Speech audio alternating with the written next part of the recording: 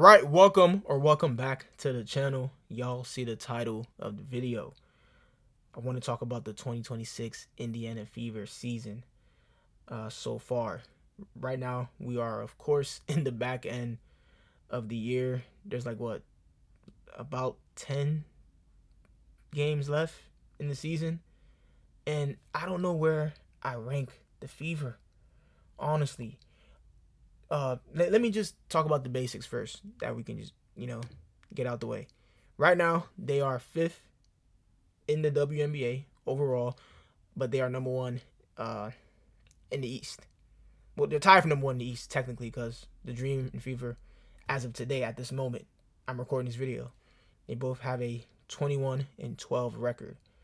Um, they match up with each other pretty evenly. I honestly, as a Fever fan, I can't even say we're that much better than the Dream. You feel me? I feel like they are really equal. And I gotta talk about the Dream later on. That's a subject for another video. But yeah, it's so interesting. The way the Fever roster is, man. You have three All W level players in Caitlin Clark, Kelsey Mitchell, and Aaliyah Boston. Of course, uh, Caitlin Clark and Kelsey Mitchell. I don't think anybody's stupid enough to argue that they are not top four guards in the league. You know what I'm saying? Like let's keep it a stack. Let's keep it real. Um, yeah, and they are two MVP level caliber players. So that's what makes it so interesting right now. I'm sure you guys can see online with the talk of Aaliyah Boston saying Kelsey Mitchell is the MVP of the league, and everybody's making a big fuss out of it. Like, oh, she shouldn't say that. She's supposed to at least say she's supposed to say Caitlin's the best, like by far. But that is kind of a sticky situation for me because I feel like when you have two MVP level caliber players on your team, you really are supposed to just say, hey, both of them are an MVP, or hey, they're both great. You feel me? I don't really think you should make the distinguish between who you think is the MVP on your roster. Because think about it like when Shaq and Kobe were teammates, those are two MVP level caliber players. Or let me do something what was more recent. Yeah, Kevin Durant and Steph during that Golden State era, when they were together for those 3 seasons. Those were two MVP level caliber players on the same team. And it's like such a close 1A, 1B argument to say who is truly like the best player on the team. A lot of people like to do this. Oh, this is their team. They're the number one option. I don't really like believe in that stuff. That number one option stuff. You can say, of course, there are players who are undoubtedly the best player on their team. But when it's so close, it's like, man, I don't think you should say that. That's like if Draymond or Clay said, "Oh, nah, Durant's the MVP," or Steph is the MVP. They would never say that. So I could kind of understand why some people are on Aaliyah Boston. They honor her for that take. But yeah, I feel like they got the best duo in the league, best backcourt duo, in my opinion, is Caitlin Clark and Kelsey Mitchell. You feel me? I mean, bro, they're averaging 40 points, like, yeah, 44, 45 points together, combined. And when you watch the games, they're like, their minds are synced together. Kelsey knows when to cut at the right moment. Caitlin is such a good, phenomenal passer. Everybody talks about the deep 3-point bombs. I love those, of course. That's a staple in her game. It's what makes Caitlin Clark. But her passing is what does it for me. That's my favorite part of Caitlin's game. Even if she's having like a bad shooting night, or she's not, controlling the game with high volume scoring or shooting. She can really be a true playmaker. Yes, it's high usage rate. She's a high usage rate player, super ball dominant, but it's effective. You feel me? But yeah, Kelsey knows when to cut. She knows when to play off the ball. She can create her own shot. She can shoot the three. She loves the mid range, and she knifes the defense and gets all the way to the rim. I always say Kelsey Mitchell's the best ISO 3-level scorer in the WNBA. Not even close. She's like walking to 25-point games easily now. And if you go look at the game log, actually, if you look at these numbers, yo, Kelsey Mitchell's averaging 28 to 27 points a game in the last 10 games that she's played, bro. It's just phenomenal. Yeah, and she has that streak right now with 17 straight games of scoring at least 20 points, and a lot of those are like 25 plus points games, as you can see, bro. Look at that shit. She's a bucket, man. But yeah, her and Caitlin are just, their minds are just synced together. Aaliyah Boston and Caitlin Clark 2-man game.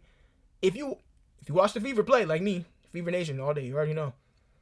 For some reason, they didn't emphasize on it a lot this year, and I don't know why. I feel like they need to get back to it. I don't know if it's Steph White game plan or whatever, but that Aaliyah Boston and Caitlin Clark 2-man game, it's still there, but I'm saying they're not using it as frequent if you go back and watch those first 2 seasons, right?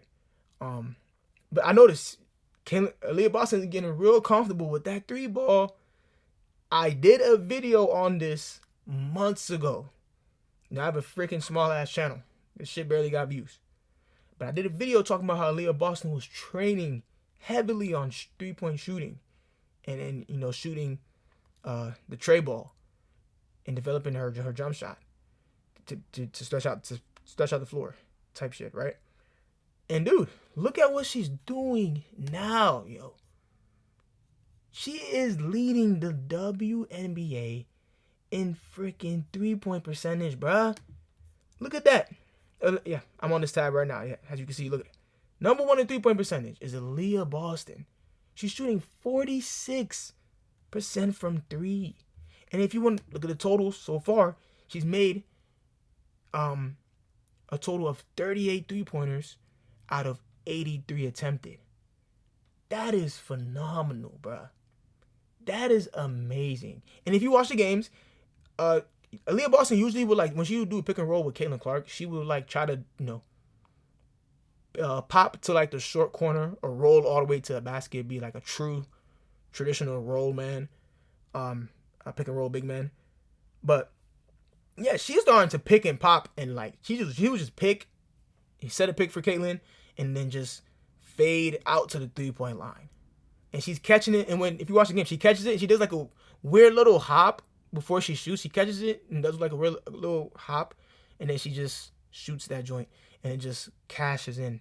It's just butter, smooth as butter, yo. You feel me? Hey, but it's working for her. So shout out to Leah Boston for actually getting better. She's not. I call her a post up bully, stretch 5, cause she will still bang your ass down low. You see, she got that body, man. 6'5", she listed at 217, 217 pounds. She still bodies these other bigs. She's strong as hell. She's strong as an ox, so she can still post you up, back you down. Really good footwork in the post, and then, nice touch near the basket. So yeah, she can still be that post up player, but she's a post up bully stretch 5 because she can shoot that thing. So she's starting to do a lot of more pick and pops now instead of like doing like a pick and roll and shoot like a short mid range shot. But yeah, she gotten better. They all are gonna make an all W team. I think Aaliyah Boston will make the all second team. It's gonna be interesting to see what happens, because I honestly, if you watch the Mystics, man, I think Shakira Austin should make a WNBA team, an all WNBA team, whether it's first or second, because she's hooping. But yeah, this team is just so top heavy. But outside of that, the production is really small. It's really limited. Outside of Sophie, honestly, and Monique plays really good for us. She has her games where Monique plays really good for us. But we got to talk about the regression of Lexie Hall. It's like she lost her shooting ability. And I feel like this is the weakest position for the Fever, is that 3 spot, the small forward position for them. Because, that's Lexie's position. As you can see on the screen, she's listed as G, which stands for guard. But she plays the game, position-wise, if going on a traditional basis. She starts at the 3. You feel me? And she started more than frickin' Sophie, which is crazy. But I guess, they want to put Sophie on the bench to be that spark player for them, and it's working because yeah, you know how you go. Fever got shooters. Hey, Fever have 3 players in the top 4 in 3-point percentage. Of course, as we just talked about, Leah Boston is number 1 in 3-point percentage. Sophie Cunningham is number 2 at 45.5%, and then number 4 is Kelsey Mitchell at 44.5%. So Indiana got snipers everywhere, and it just would have made them an even better team if they had like 2024 Lexi Hall. Yo, like I don't know what is going on. Like she just lost her shot. And she's got like a pretty good contract, and it's like for her to be that level, to be playing this level and have that contract is kind of insane. Yeah, man, I feel like they should have gotten another 3 during the trade deadline. When they lost Justine Passat, that blew me, yo. Because I'm like, the Fever really messed up big time by not keeping Passat. And I thought they were going to push for Cameron Brink greatly before the trade deadline. Because Cameron is what? Super switchable defender, elite rim protector, and she also has the ability to be a stretch big. She can shoot the 3 ball. She can stretch the floor and provide great spacing. She would have been a perfect fit alongside Leah Boston as the as the team's starting power forward, right? But as you know, I saw that what happened last night. She got hurt. It did look bad, and given her history, it might be serious, but who knows? But I don't think it's that serious because it was her groin. It wasn't the same injuries that she's been having. But yeah, I feel like they should have got Cameron Brink, or they should have got like a more talented small forward. Like, yo, they should have kept Aerial Powers. Aerial Powers would have been better than Lexi Hall. Aerial Powers was tough. You saw when this Fever signed her last year. She was playing so good. She provides energy. Even, again, in games where she's, like I said before about Caitlin, it's more than just affecting the game with high scoring. It's more than that when it comes to basketball. Her energy, bruh. Like, her way to get to the cup. Ariel is super athletic. You feel me? And yeah, she would just been a better fit than Lexi. For real. If we're being honest. KK is starting to play better. She's still so raw. She needs to learn how to finish quickly. Because Caitlin will like hit her at the right spot at the right time. And like she would try to catch the ball, and then she would try to like back down defender. And I'm just like, damn, like Michaela Tinson, you should have just went up. You feel me? She needs like a little good short corner baseline mid-range shot. That sounds super old school, but hey, usually she's always like around that area when she's on the court. She would catch the ball, and then like she would always try to like post them up, and she would take like a long time to like score. It's like it just delays the game for them. I'm just like, yo, come on, because you got to finish quickly. Monique Billings is a really good pick and roll roller. She's really good at that. So Caitlin be hitting her on target. She's been a good pick and roll partner for Caitlin. Because pick and roll, Caitlin is a pick and roll maestro. She knows how to orchestrate in the pick and roll. So yeah, she has a couple of good. We have a few good role players, man. But it's like Hines Island, yes, she's playing good. If you watch the games, I know you see the box score, you're like, yo, she's giving you 4 points a game. What do you mean? She's like a good decision maker on the court. But yeah, I know that's just me. That's pretty. That don't mean shit. We still need better players. I ain't even gonna lie. I'm with y'all, bro. Trust me. I'm not trying to be too negative. You feel me? But yeah, I stand by what I said. This team is like too top heavy. Dantas is super unplayable now.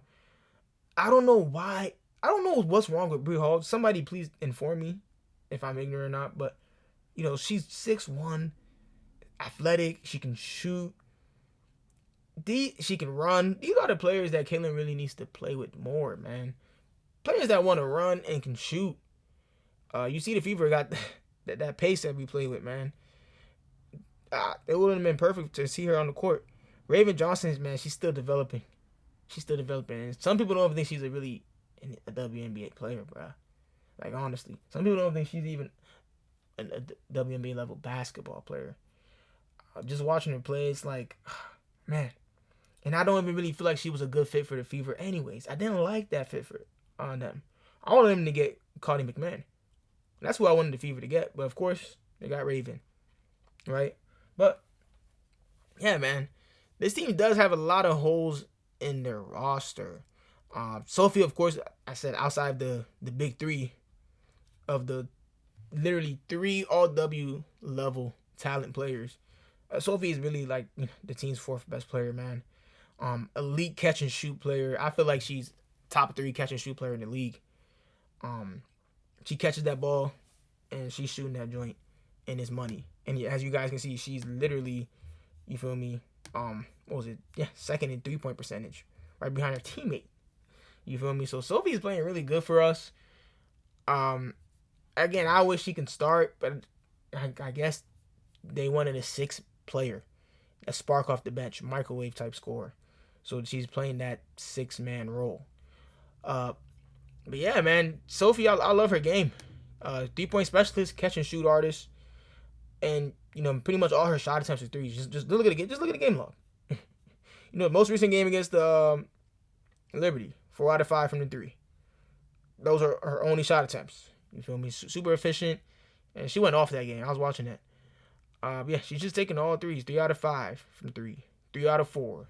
3 out of 4. 2 out of 4. 6 out of 7 against the Aces. I watched that game, yeah, on July 12th. She was balling. But yeah, top 3 catch and shoot player in the W, man. Again, most of her points, pretty much all of her points are from 3-point range. So, yeah, she's playing really good for us. But, man, the Fever should have got someone else. And they signed that one big from... She came out of some league. Y'all know who I'm talking about. It was like, what are y'all doing, man? That's what we got to talk about. What are we doing, yo? Indiana. We need shooters and athletic wings. You feel what I'm saying?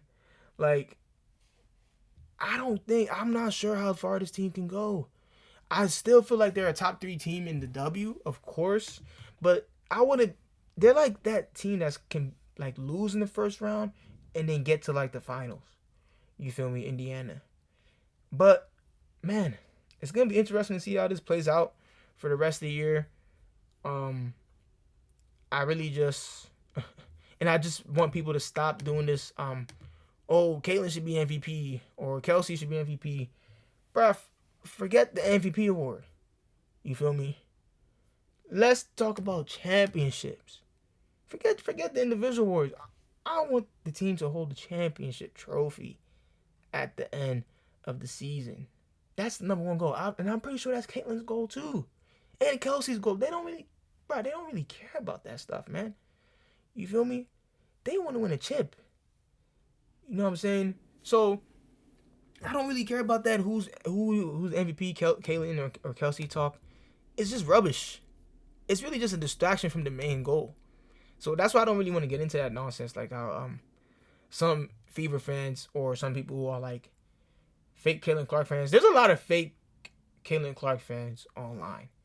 You feel me? Those people that like to talk about everything else but basketball, it just blows me. And then people are going to say, oh my God, these are Indiana Fever fans. I'm like, yo, no. These are trolls who are just using her to talk about BS, bruh. They don't even give a damn about basketball. You feel me? But that's a subject for a completely other video, but yeah, Caitlyn's playing really well. As you guys can see right now, Caitlin Clark is scoring / assisting on 39.8 points per game, the highest season average ever in WNBA history. So, hey, to me, that is MVP worthy. If you watch the games, her mid-range shot is becoming much, much better. Yes, it has. Some people are like, oh, she don't got a mid-range. Caitlyn don't got no bag. Yeah, I still feel like her handle needs a little bit more work. Her handle's too loose. It's not tight enough. But, yo, Kaylin, she's doing that little step back, and then it's like when she shoots, she naturally fades away. It's so weird. When she shoots, she just naturally fades left. That's just like her thing. But yeah, her mid-range shot got much better. She's always been a really good downhill finisher. She loves that, extended arm finger roll layup that she likes to do, scoop layup or whatever. She loves that shot. At first that was like the only thing she can do. It's either she's gonna go downhill and try to get a layup, or she's gonna hit a three or get to the foul line. Shoot a foul shot, right? Those like her scoring diets. But she really implemented the mid-range shot much more, right? So yeah, man, she's playing really good this year. 21 points, 8 assists. Her rebounding went down. If you watch the games, Kaylin's not crashing as much anymore. That's one thing I did notice. Her rebounding is down. She's not crashing the glass that much anymore. I don't know what it is, but hey, she's really lacking in that aspect of the game, because Kaylin was like a 5 to 6 rebounder per game player. She was a really good rebounding PG, but this season she's kind of regressed in that. But other than that, everything else really to me is gotten better. When the season first started, her three ball was completely off. I was like, Kaylin, please stop taking them long ass threes, bro. Just shoot a normal 3-point shot. But see later, of course, found her shot. That's why I always tell people, don't jump to conclusions too quick after 4 to 5 games. Just a small sample size. Yo, you feel me? They're playing 40 to 44 games now, so dude, you know what I'm saying? You're gonna have to let the season progress to really make a final assessment and judgment on players and stuff. But yeah, Kaylin is playing really good. I think she's up there for MVP. If you ask me, I already know Undisputed just gave it to Asia, blah blah blah. Nah. To me, MVP is Olivia Miles, bruh. I ain't even gonna lie to you. Fee was out most of the year. She was like 6 or 7 games back, and Olivia was just carrying his team. Of course, shout out to McBride. McBride's playing amazing.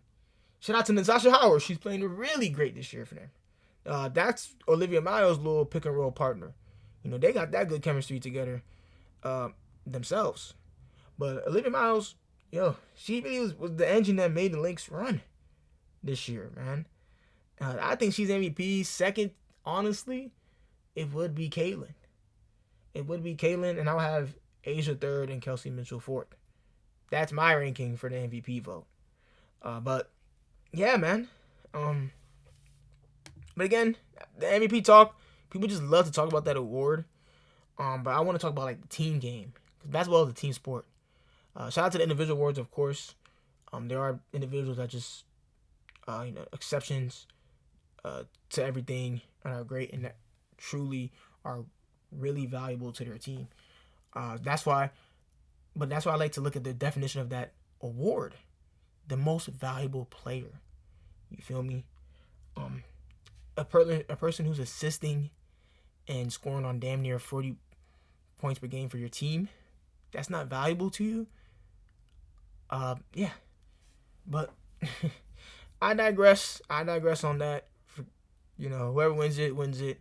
I really want to see the playoffs and see what happens, because it's really looking like Indiana and Atlanta are gonna play. And I always said these teams are they match up so well with each other. It's gonna be a rematch of last year. But this time, you got Angel on Atlanta, who's playing really well for them. She's up there herself for the Defensive Player of the Year award. I don't think she's gonna win it, but she's definitely gonna make the all defensive team for sure. So that's good. But yeah, man, I just wanted to quickly talk about the Indiana Fever, man. I still see them finishing top 4, of course, this season. In terms of like standings, you feel me? Within the top 4, top 5 range. And they're a really, really, really good team. In terms of like their top 3 players, but it's the role players it's just so like, what the fuck? I don't know what this organization was thinking, man. You let go of Basat, 6'3", 6'2", true stretch big, You know what I'm saying? The Lexi just regressing. Man, we're just too top heavy with our big three, and besides Sophie, of course. But yo, it's gonna be interesting to see how this season plays out, right? But y'all tell me y'all thoughts and opinions on this, man. Y'all tell me y'all thoughts and opinions. Am I tripping? Am I jumping to the conclusion? And do y'all agree with me? Because like I said, in the end, I still think they're one of the best teams, like top 2, top 3 best teams, regardless of the record. I'm not going based off of standings. Yes, I said they're going to finish within the top 4, top 5, but like as a team, I still feel like just with their big three, they are capable of going all the way to the finals, or losing in the first round, just due to lack of depth. But we will see. We will see. But again, y'all tell me what y'all think. Like, comment, subscribe, and stay tuned in to these next following videos. All right? Peace.